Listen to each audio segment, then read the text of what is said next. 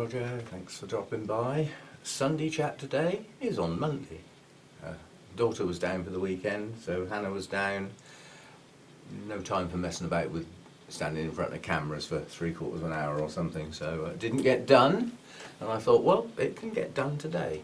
It's not the end of the world just moving something a day now and again. Better late than never, as they say. Yeah, it was a funny weekend.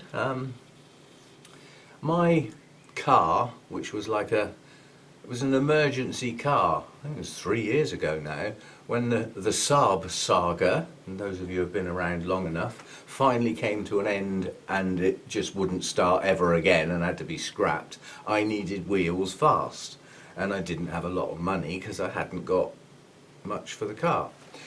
So anyway, I got basically a bit of an old banger, a bit of a heap. But the last year's MOT cost me a fair bit, but a fair bit of that was tyres. The tyre tread hadn't worn out, the walls had started to perish where the tyres were so old. So anyway, I had to get tyres for it, which put the price up quite a bit, plus half the exhaust system had gone. And it's that time of year coming up again. The MOT would have been, hint hint, would have been due last week in August, and I was starting to think this car's going to cost me money again this time. I've got 2 warning lights on that are going to have to be fixed, one of which is the oil pressure warning, which means either your oil pressure's dropped badly or your oil level has dropped down, which reduces the pressure. There's nothing wrong with the oil pressure, it's been tested. There's nothing wrong with the oil level. The sensor has gone, it's wrong. You can't have a warning light on for an MOT, it's an immediate fail. So that would have to be fixed. That means draining all the system out, taking the sump off to get at where the sensor is, because they put it in a stupid place. So it was going to cost me money. That's plus there was a couple of advisories last year that haven't been done. Those would now need to do. So I thought this car's going to start costing me money this year. And at the end of it, I've put all that money in, I've got the same car back. It's still an old heap. So my mindset thought, right, it's time we replaced the car. So I started looking.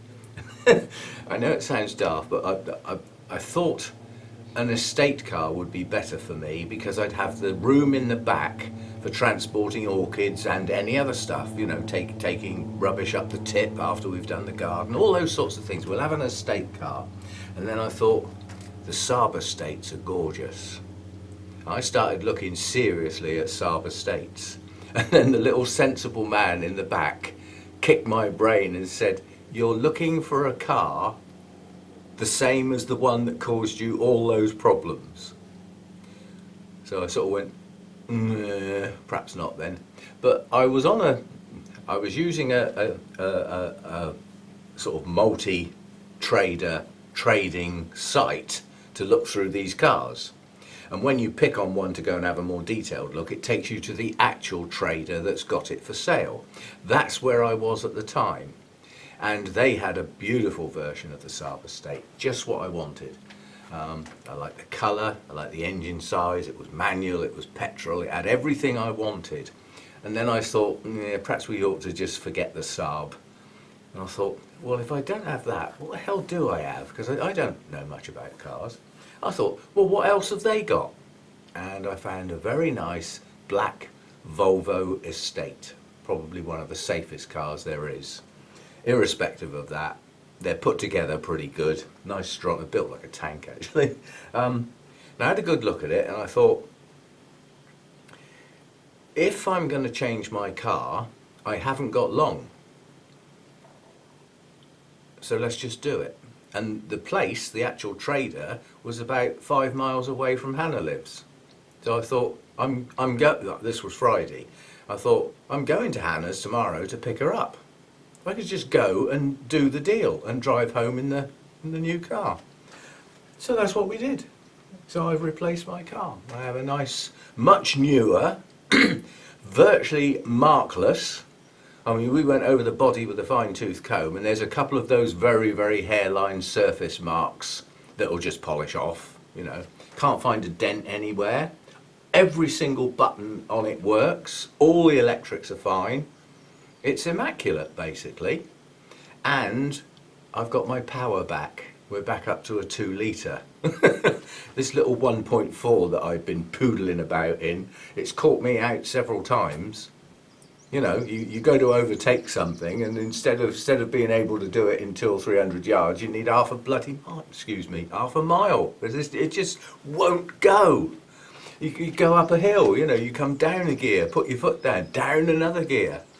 The hill near Hannah's, which on my way home I have to go up, that car went up last night coming back. It went up in 5th gear, and I had some power. I could have actually speeded up, but it's got bends on it, you can't go fast. But yeah, it went up in I didn't need to change down even. So I've got my power back, I've got space, it's modern, you know, if you know what I mean, in comparison to what I had. So the deal has been done. So that took up a lot of Saturday. So by the time we got back here on Saturday, we'd missed lunch. The little roadside wagon where we always stop for like a brunch, because it's normally about 11 o'clock by the time we get to that place. But with the car, it was actually 2:15 when we got there. And he was closed. He's never closed. But the door was open, so he was obviously there. And so we stopped, and I got out and sort of poked my nose in the door. Oh, sorry boss, I ran out of gas. I've been so busy today. I've done like a week's worth of stuff in one day, and I've used my spare bottle of gas and I've run out, so I'm having to close. And I don't like it at all, because I probably can't get gas now for tomorrow. So he wouldn't have been able to open on Sunday either. He was not happy. He tried to sell us tea, coffee, Mars bars, cans, anything that didn't need cooking. He's such a nice guy though. Anyway, so we didn't get any food. I mean, I'd had a piece of toast at like 6 o'clock in the morning with a coffee, and the car people, because the car had been valeted, but then put away, you know, obviously to be brought out when somebody wants to show an interest and have a test drive. And it was near a hedge. So it got grubby again, basically. So, you know, after I'd done the arrangements with the cost and make sure they took my car away, this, that and the other, they said, do you want a tea and a coffee? I said, okay. Well, they asked if we wanted to drink. I said, I'll have a coffee. My daughter will have a tea. While you're doing that and drinking it, you can clean the car up again, because it's grubby. Certainly, sir. They did a full valet, inside and out. Absolutely superb. So they were a good company to deal with. I was a bit iffy at first. Basically, no, it's just like a patch of land on the side of a country road, like a hole in the hedge with all these cars lined up. But very professional people, very professional website. So it worked, and I've now got another car, so we have a car. So if I want to transport 3 or 4 boxes of orchids now, I can. So yeah, that's that. And I don't know whether I hate changing cars. I hate changing cars. I like this, the car I'm in, providing I'm okay with it and it's reasonably comfortable and there's no major hassles, I want this car. You know, I hate changing cars. By the end of Saturday, when we got back here, we had some tea. We just had a curry out of the freezer, homemade, but you know, a portion out of the freezer. I sat down. I was totally exhausted. Obviously there's a lot of pressure with cars. You know, you can end up buying a right flipping dork of a car at the end of the day, and bits start falling off on the way home and all that sort of stuff. So yeah, the only thing wrong with it is one of the tyres is borderline illegal, and it has a chunk out of the side. It was on the brand new MOT on it, and on the MOT that was an advisory to be done as soon as possible, get that tyre sorted. So I said, well, if I'm going to have to get a new tyre for this, you can knock that off the price. So that was another discount. I'm not bad at negotiating, but anyway, so we have a car, and we do have to get that tyre sorted out. So that was Saturday, and then Sunday we just had, we had quite a relaxing day, looking through a lot of sites on the internet for a lot of on wildlife and native orchids and stuff like that. And there's a site, Facebook group that's been set up for the immediate area where Hannah lives, for wildlife and nature. So all the animals, birds, butterflies and all that sort of stuff from, you know, just within short walking distance of where she actually lives. So we had a good look through that to see what was about. I was surprised at some of the things that were on there. Certainly some of the birds that people had managed to get a picture of. So anyway, so that was the weekend. It's done now and we're back to sort of some sort of normality. It's enough of those stories. The theme for today is, it was something I was asked about that I put on my list of questions a long time ago, and it's the one that's like outstanding. I've got a feeling I've touched on this before, but I want to have a chat at media types. Now anybody can do that. Anybody can have a chat about media types, but what I'll try and do is say why that media type is suitable for certain environments and perhaps not so suitable for others. Because most of the time, like in the book, it'll say you can use this, you can use this, you can use this. But it won't really tell you what effect that's going to have on the orchids in your place. So we'll try and dig into that a bit. I'll have to give the advice that some of the things I might talk about, I have not tried. So I'm going on hearsay, what others have said on YouTube channels and things. And putting, you know, some of the longer term sort of things into practice to actually very, very educated guess of what would happen if you use this in this environment, that sort of thing. So, right, we've got 3 main types. You've got organic and inorganic. I'm pausing there because you're all going, well, what the hell's the third then? Well, nothing. Air. Bare-rooted. It's still a way of growing. Now, it's not strictly speaking a media type. Can you count air as a media? Well, they all need it, and some of them will live in it without anything else.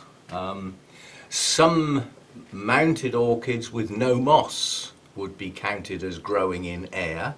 They're not in anything, they're on. There's a subtle difference.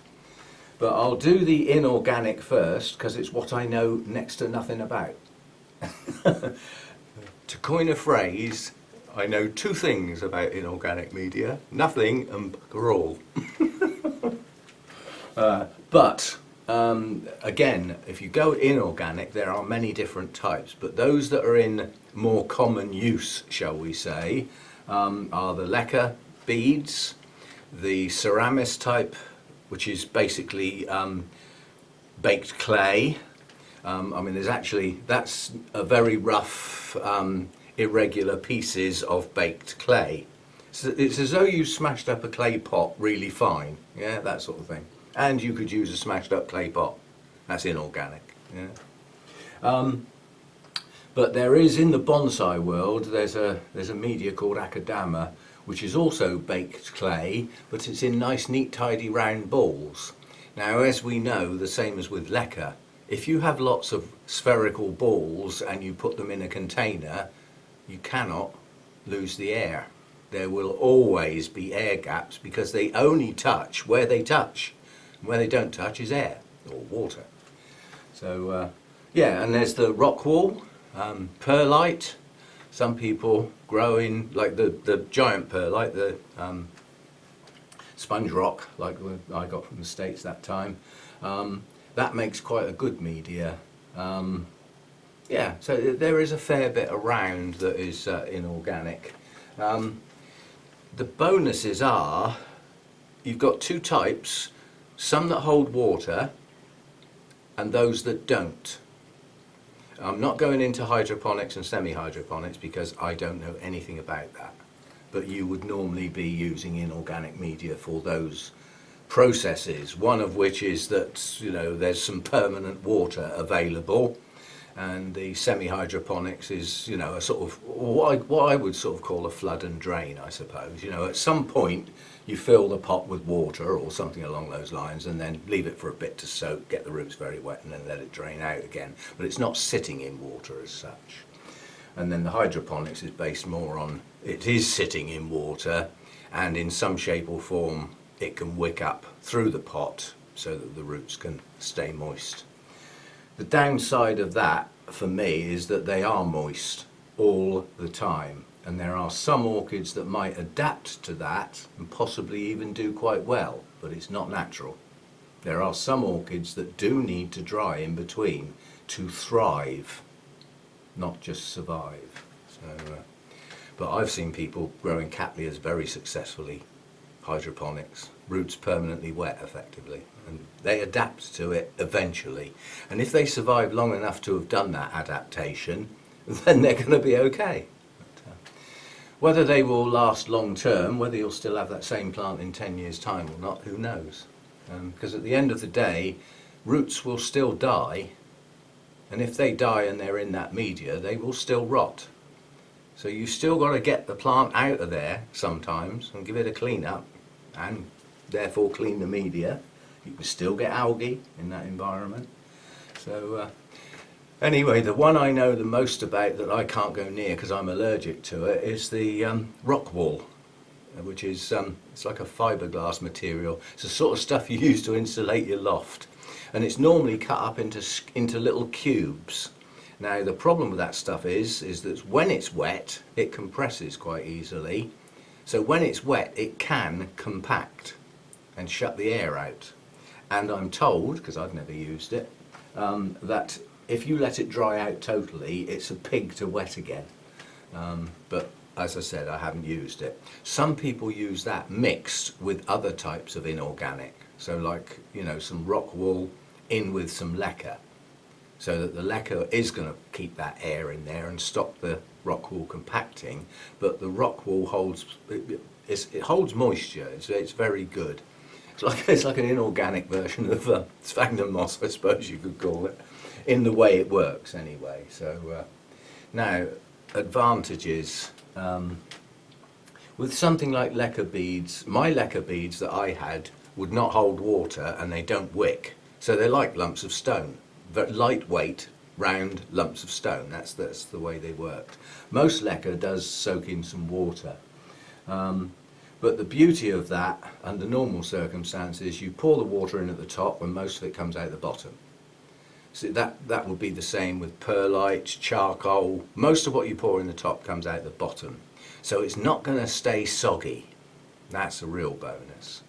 But if you've got a very, very dry atmosphere, you know, your air and reasonably high temperatures and not a lot of humidity, you pour that water through and most of it comes out the bottom, your plant's going to dry quick.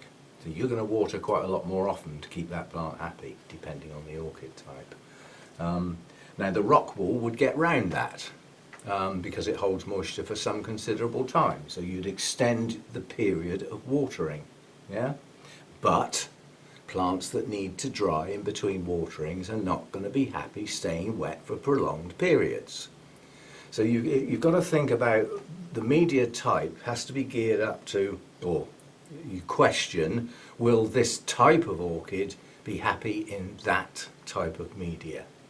What does the orchid need and will that media provide it?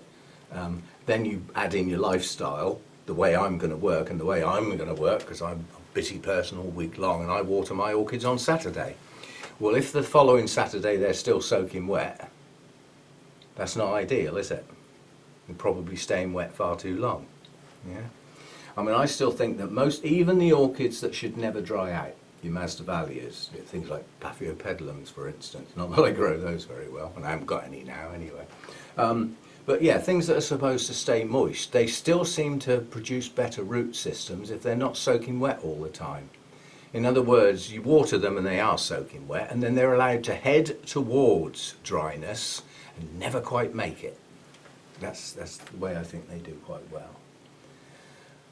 So, bare-rooted orchids. In theory, you can grow what you like bare-rooted, not terrestrials. I wouldn't recommend growing a terrestrial bare-rooted. But it all depends on how often you want to water. Now, if you get something that's not supposed to ever go completely dry, and you've got it bare-rooted, you could be watering it 4 times a day. Maybe even more. especially in warm, if you haven't got high humidity. You know, warm, dry air, it just takes the moisture out of the plants quick as anything. So you'd have to bear that in mind. So bare root is suited to some plants, things like Vandaceous types. Most of those could be deemed happier bare rooted, but you've got to keep up with the watering. Now I'm lazy this year. My Vandas are not going in the bucket every day. They have done in the past. And that might explain why they haven't bloomed this year as well. But my mounts are not getting watered every day either. It's every other day when the weather's warm and every third day when it's not, like today. Yeah, so I last watered my mounts on Friday. So Saturday, Sunday, it's Monday today. I haven't done them yet, I'll do them in a minute. So it's going to be a dull, cloudy, wet day again. There's no rush. There's no heat in here, it's 20 degrees. Nearly put my fur coat on. Yeah, so, you know, my Vandas are going very dry in between waterings this time. They're not dying, they're still growing. And the roots on one of them have gone absolutely mad this year. But they haven't bloomed. Yeah, that could be the duller weather, lack of light. Yeah, things like Renantheras can go bare rooted. There's quite a few dendrobiums you can grow bare rooted if you choose to do that, but you will need to keep up with the watering with those. They don't like staying dry for any length of time. So yeah, bare rooted it's a viable option. And then you go on to mounted, but with no moss, which is another form of bare rooted. And depending on what wood or bark you use, if it holds some moisture, then you've got your roots staying wet a bit longer. But then if it holds moisture, it will rot. Now cork bark doesn't hold moisture and it takes a very, very long time to start to rot. But an example of what happens when it does is you nearly lose your Dendrobium senile. Loads of live moss in a mound with the bits of plants sticking out that stopped growing and were starting to not look happy at all. So eased it off the mount, and underneath the moss the bark had completely rotted and broken down and taken the roots with it. But I couldn't see that. So all the pieces have been taken off. I mean, it's coming back. You know, we've got root activity and we do have a lot of new growths. So it's been saved, but it could have been lost. These are not easy to recover when they go down. Not easy at all, they're just so slow growing. But it's coming back. So go steady with the wood, especially if you hide it under moss. And then the moss, are you going to use the sphagnum moss out of the bag, the zombie moss? Or are you going to use live moss that you've got from wherever? I won't advise people to go out collecting it in the forest, because certainly in this country it's illegal. Technically, yeah? However, taking something from the wild on private property, like if I went out in my garden and collected some moss, that's my moss, my garden. Yeah? So if you're in some land that's actually private and you're allowed to go there, and it's okay, then that's probably okay. But, you know, if you're on some form of public land, national trust or anything like that, then you shouldn't be taking parts of it home. Because if everybody did that, what was a woodland would become a field, wouldn't it? If everybody took bits home. So we don't do that. But yeah, choice of moss. I'm tending to use live moss all the time now because I have got access to a good supply. And the roots seem to like it, and it looks so much nicer to have actual living moss, the colour and everything, so I'm doing that. So that will do for the inorganic. I don't grow that way, but I do have a lot of mounted orchids, a hell of a lot. An example of some live moss on a mount. This plant had no roots and was to all intents and purposes dying. It's an Oncidium type of unknown. That came from Jeff's and it was in a pretty bad way. It looked like it was going to rot. It just had that look about the base of the plant. Anyway, I cleaned it up a bit, mounted it, got put on some live moss, and these are the new growths. It's going mad, and these are the roots, and they're happy as anything down in that moss. So if you think, a lot of people think that, oh, my plant's gone down, I'll put it in some moss to get some roots growing. Well, if you put it on a mount in some moss to get the roots growing, then it can stay there. You don't have to disturb it and change it again. So, right, the organic stuff, you're generally talking about the aforementioned moss of some description, bark, not much else really, is there, in the organic sort of world. Is charcoal classed as organic? Somewhere between the two. It was once, but it's certainly far from living at the point you use it. It's been set fire to. And when I'm not using a mount for an orchid, then most of my stuff goes in bark. And more recently, I'm starting to use the cocoa husk. There is another form of the cocoa product. In fact, there's two. There's cocoa fibre, which is like, if you ever had a coconut, you know, actually held it in your hand, not with the big shell on it, it's the actual bit that's inside, the nut. It's hairy, and that can be pulled off, and it's fibrous. And that is sold as a separate product. And then you've got what I call the cocoa peat, which is, it is very like peat, except for it's a coconut product. And then you've got the cocoa husk chunks, which can be bought in small, medium and large, I believe. The stuff I get is designed to go in the bottom of reptile cages and things like that. That's what it's sold as. But it's the same flipping stuff as you pay a fortune for. If it's got the word orchid on the bag, you're going to pay twice as much for a start. So that's the stuff I use. It takes a lot of washing and soaking to get it clean. It's full of salt. It comes from the coast, you know, it's full of sea salt. So it takes a lot of cleaning up. So there's effort involved to use that. Most of the bark that's sold as suitable for orchids, you know, orchid bark, doesn't need any treatment. Some of it's dusty. If it's your wont, you can clean that dust off before you use it.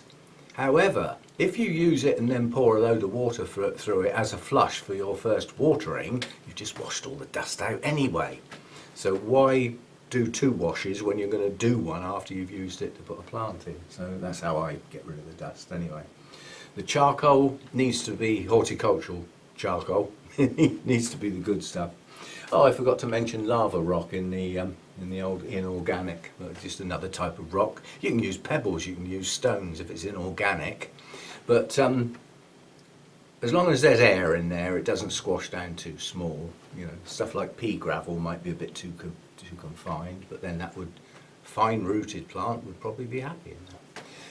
Anyway, so the bark, the orchid bark, comes in very small, seedling grade, and then small, and then medium and large. And there is some giant around, and it depends on the company. What one company calls large, another company would call medium. Yeah, so it varies quite a bit. And I've got all three. Well, I say I've got all three. I've now got the medium bark from Burnham's, which was sold as large, but it isn't. Compared with the Orchiata, it's smaller than that, so I'm calling that medium, even though I bought it as large. Then I've got the huge rock hard chunky stuff that I got off Spiceotics. So I've got a couple of grades of bark. I've got the cocoa husk, I've got the charcoal. I have actually got some sponge rock as well, the giant perlite, but I very rarely use it. I've even got some grow stones type stuff, which the bag hasn't even been opened yet. So I've got some stuff that may never get used. So now the organic media, guaranteed at some point will break down. Depending on what it is and how wet it stays and how often it's watered, that time will vary considerably. Probably some uses of it, you're looking at an annual repot, yeah, which is a disturbance to the plant. That can be minimised. A good chunky bark with something like a cattleya in it that needs to dry, the bark's never going to stay wet. It will be wet and dry. Then it will be wet and it will be dry. Yeah, that can last 3, 4, 5 years depending on the quality that went in there in the first place. But I found that the smaller the grade of bark, the shorter it lasts. Now, is that the bark or is it its use? Because I wouldn't put a Cattleya in a small grade bark, would I? I'd put something probably like a Masdevallia in a small grade bark. And that would be wet, a little bit drier, wet, a little bit. That's going to go down a lot quicker, isn't it? Because it's staying wet for longer periods. So it may not be that the small bark goes off quicker, it's just as the way you use it could be what makes it not last as long. So the inorganic stuff, the beauty of that is you can control your watering to a degree, but then you can with inorganic as well. So you've got to look at your lifestyle, what plants you've got, and make a decision what media might be best for you. If you hate repotting, well, mount your orchids then. If you can only water once a week, you can't mount your orchids because they'll be dead in a week's time in hot weather. So you come back to, well, they'll have to go in a pot then. If they're going in a pot and I don't like repotting, we'll go inorganic. There are upsides and downsides. Yeah, I like organic media. I don't like inorganic. It just seems unnatural to me. The only thing I think that might be really good for is a lithophyte, which grows on rocks, which is inorganic. But it doesn't really grow on the rocks. It grows in the crevices where all the stuff has accumulated, dead leaves and bits of grass and stuff. So it's not really growing on the rock, is it? It's growing in the rocks, which is down to in the gaps again, isn't it? But with the bark and the cocoa husk, which I've started using with what appears to be pretty good success, so the beauty of that is it does stay wet longer, but it doesn't compress and it keeps the air in there. So it works like bark as far as the water flowing through it, dragging the air through and things like that, but it holds quite a bit more moisture. So it's moisture retentive, but nothing like sphagnum moss. I mean, the amount of water that sphagnum moss holds, you've got to have a flipping thirsty plant or that's going to stay wet a long time. So you have to make your choices, really. I mean, if I just go round most of my, I've got more dendrobiums than anything else, although the oncidium types are catching them up quick. So if I went round the types, my Arangus, I start at 8. I'm not going to remember every one, and I haven't got my laptop. So Arangus, I've got 3. They're all mounted. They have varying degrees of moss from next to nothing. That's got virtually no moss on it at all. That's a little fastuosa. And the roots come out from the plant and attach immediately. They like it like that. That's a shady one. Then like this one up here, Mr. Sidii, note what's happened there. Yeah, there is quite a reasonable chunk of moss on there. Where are the roots? Did they head for the moss and the moist area? No, they went for the... Now that could be coincidence because roots don't think, they just come out in random directions and grab hold of whatever they can grab hold of, So yeah, I mean, I've got a bulbophyllum up there on a mount. Most people would have put that in a shallow pot. I've got it on a mount. So what else? Cattleyas. My Cattleya types are almost across the board in the holy clay pots, which is large chunky bark in a clay pot held in with pieces of wire across the rhizome to stop them wobbling around. Because with large bark, there's no grip until the roots start binding it together and grabbing hold of the pot. They ain't going to stay there, so I wire them in. And I also have Cattleyas on mounts as well. Some, like my medium, sort of more compact Cattleyas, got some of those on mounts. Now for a Cattleya, that's actually got quite a bit of moss on it, but didn't have very good roots at all when I mounted it. And don't forget, if you put quite a bit of moss on to encourage some roots, once your roots are going, you can ease some of that moss off. You don't have to leave it exactly as you did it in the first place. But anyway, that's now got a new growth, 2 new growths coming and some roots. So that's going to be okay. So its lack of roots, have got it going. The beauty of the mounts in my place is I can get them up in the roof, so they're not taking up my shelf space. They're taking up rack space and they're in good light automatically by being up near the roof. They're also in the warmer place, you know, a bit warmer up there. Dendrobiums, most are mounted, but not all of them. Some are in pots. I've got a couple of Latorias that are in pots. It's quite funny actually. They're in, you can imagine a clay pot with holes in, with a big rock in the bottom. So that's how they're being grown. So they're in a mix of like small and medium bark, but it's only that deep. It gets a bit deeper towards the edges, but towards the edges there's holes in the pot. So the amount of air around those roots is incredible. Reason? Latorias shouldn't get cold in the winter. Here they will get cold in the winter, so they stop growing. Keep those roots wet when they're not growing and they will rot. I can't keep that wet. If I tried, it dries incredibly fast because of the extra big rock in the bottom, which makes it a very shallow run for the roots. And they seem to be loving it, quite honestly. So a couple like that. My Victoria Regina has needs to come out. That's in the pot. I don't mean it needs to come out of the pot. It needs to come out. You need to have a look. We've got buds opened over the weekend, basically. So we'll have this out and put it up on that display area, as we've now got blooms instead of buds.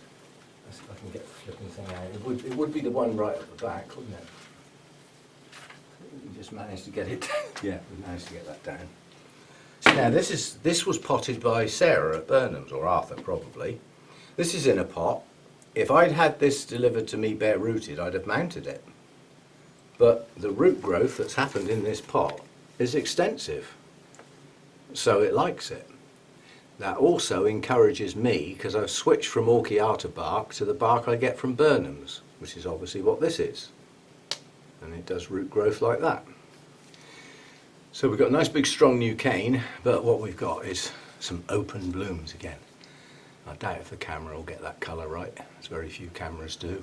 But yeah, that can stay out now I've got it out. But that's in a pot, so I do have some dendrobiums in pots. I've got a couple of encyclias, a couple of epidendrums, they're all potted. Then we get down to the oncidium types really, there's not much in between, is there? The oncidium types vary a lot. Also my, before we leave, my Phalaenopsis type dendrobiums are potted. My Nobile types that I've got left are potted. Virtually all the other types are mounted. When we get onto the oncidium types, it's a right mix, because I've got some of those potted up in small bark, some of them potted up with the coconut husk mixed in, some of them are mounted. The oncidium types are all over the place.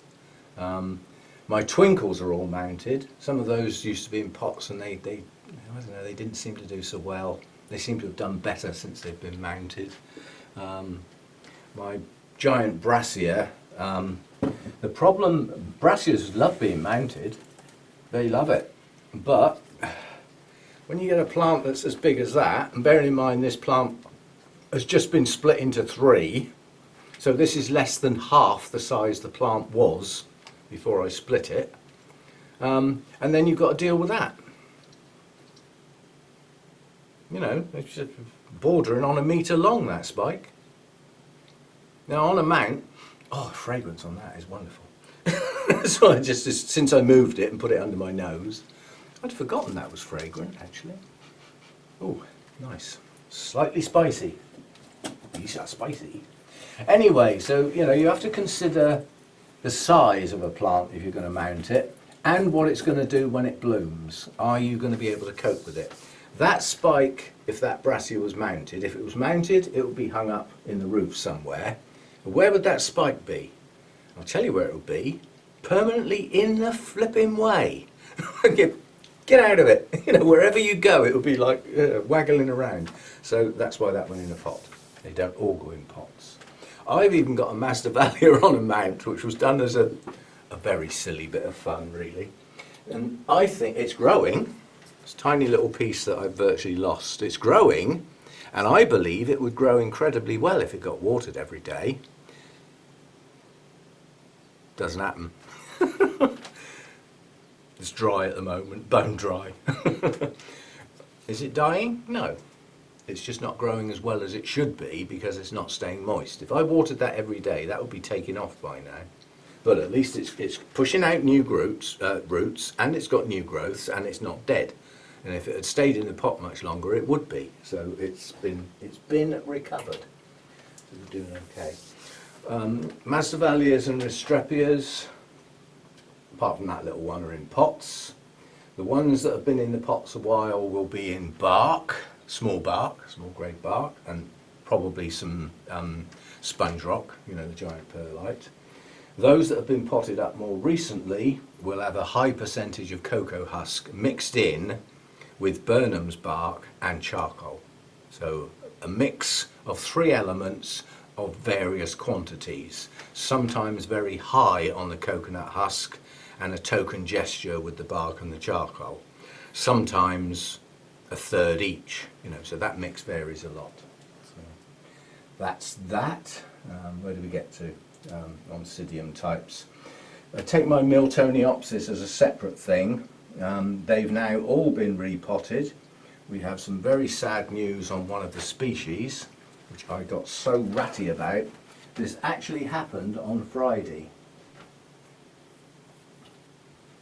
And this is what's left of the Vexillaria.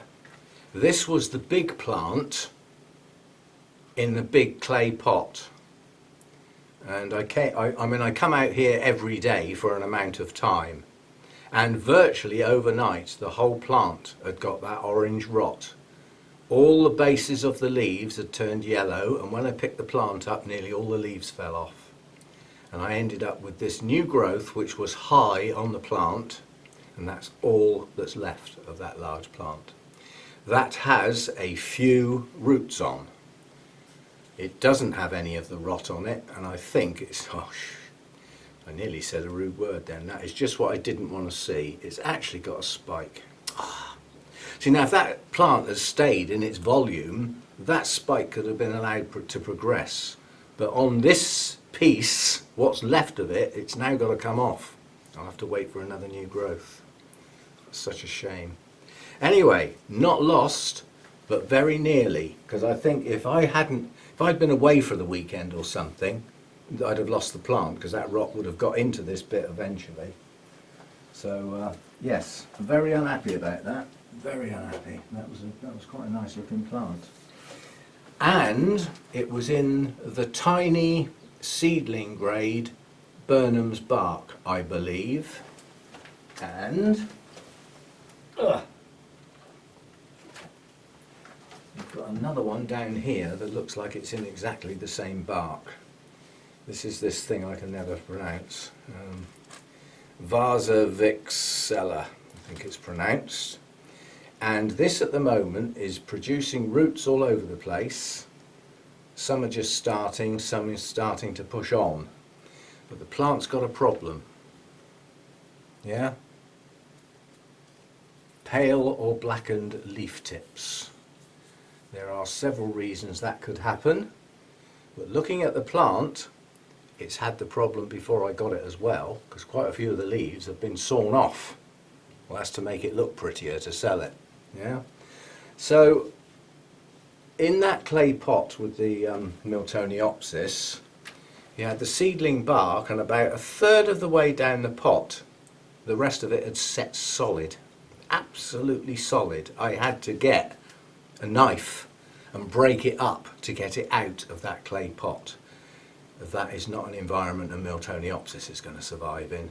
So I don't think that was the reason for the rot. I mean, that orange rot hits Paphiopedilums quite bad sometimes, and it just seems to turn up. But it will have Miltoniopsis as well. I've had that on several of them. But I think I'm going to have to take this out of this pot and replace the media, because now is a good time to do it. I mean, that is a lot of roots coming out. Now would be a good time to do it. Notice a lot of these roots are sitting on the surface. That always makes me wonder, why are you not burrowing down into that media? Is it because you don't like it? So we may have to deal with that one. Ugh.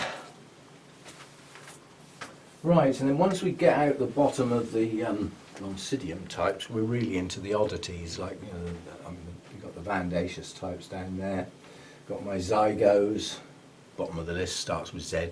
They're not bottom of the list in my favourite orchids, they're well up now. And we have some work to do, which we'll be discussing media again, because all the new orchids that have come in, that's the ones I bought home from Burnham's, and the box full that I recently bought. The only new orchid that I'm not touching is the Masdevallia that came from Mick, because that's just been touched by somebody who knows what they're doing, so we'll leave that well alone for now. So all the others are going to be repotted, dealt with, and they will probably get done in one massive kitchen session, split into two parts. Get them out the pot, have a look at them, discuss what I've got, and then part two will be discussing what media is going to be used and why, and what size pot they go in and why. So usual sort of part one, part two. Sometime this week, I suspect. Yeah, other stuff. I've joining in with the care collabs, as I've said. They're starting to trickle in. So there's at least one coming up this week. Just trying to remember what the hell it is. Well, anyway, I bought a new calendar. It's got pretty little kittens on it, little what I call a strip calendar. So it's got somewhere to write something in every day, and it's a long, thin thing, and it's pinned on the wall right next to my computer screen. So things like the care collabs can go on there, so that I don't forget them. I know the date's coming. I can plan for them, which is the general idea. Most of mine I will film on the day or the day before. I'm not going to do them 2 or 3 weeks early. I'll wait till at the time. So anyway, a chat about media types and some of the uses, but you've still got to gear up to your own environment. I've got high humidity. I haven't at the moment because this door's been open about 2 hours because it was a cool night and we didn't get the sun yesterday. I had the 99% humidity in here again this morning, so I've cleared it. All the glass is cleared. We're all up and running again, and we're back down to 83, it says, so something like that. That's more like it. But it's only at 20 degrees. For 20 degrees, that's quite high. But the fan's off. That'll stir that up once I put the kit back on. And if you've got high humidity, then you're better off not using a media that stays wet a long time, because your plants because when the humidity's high, the plant doesn't have such a humidity loss in its processing. There's stuff coming in the bottom that goes out the top. Yeah, that slows down in higher humidity. Yeah, but it speeds up when it gets warmer. Yeah, but if you've got high humidity and low temperatures, your plant can't get rid of the flipping water because there's not enough driving it. Heat is one of the drivers. So is light. A combination of heat and light, called daytime with the sun out, then the plants are processing stuff fast where they need that moisture at the base, at the roots, and keep if you can only water once a week and you haven't got the high humidity, your plant will lose moisture a lot quicker.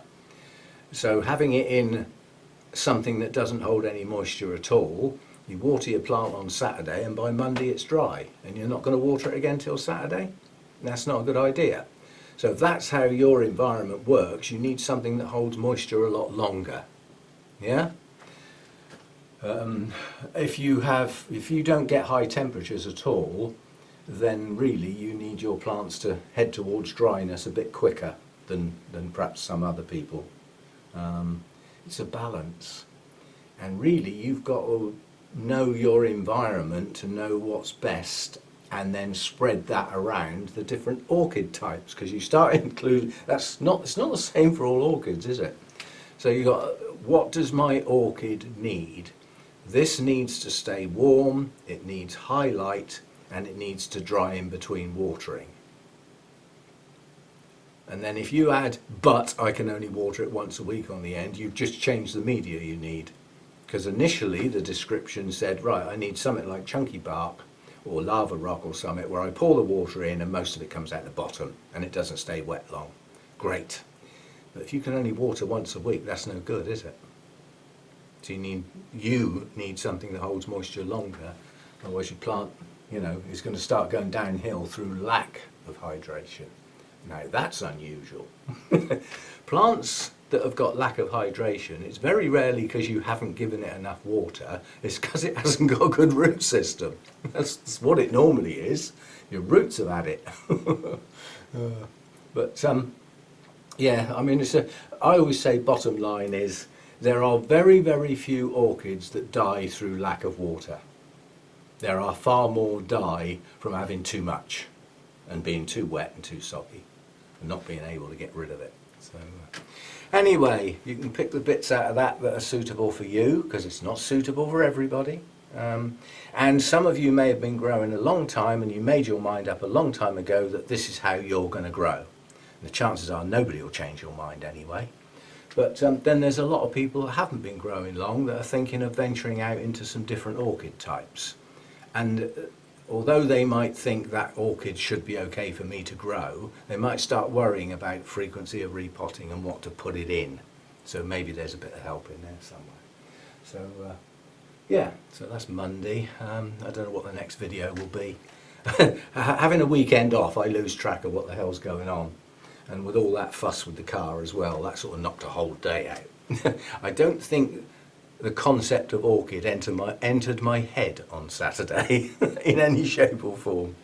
It was cars, you know, and business and haggling and all that sort of stuff. Great fun. I wouldn't want to do it often.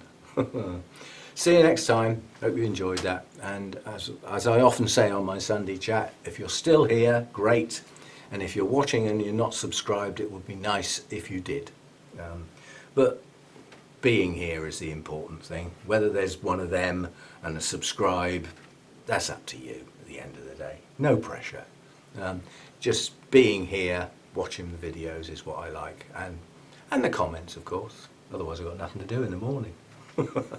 See you next time. Thanks for dropping by. Oh, hang on, let's just have a look. How long's this gone on for? Oh, goodness me. Heading towards the hour.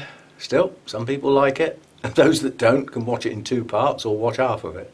Or watch 10 minutes of it and that's it. You know, you do what you choose. See you next time.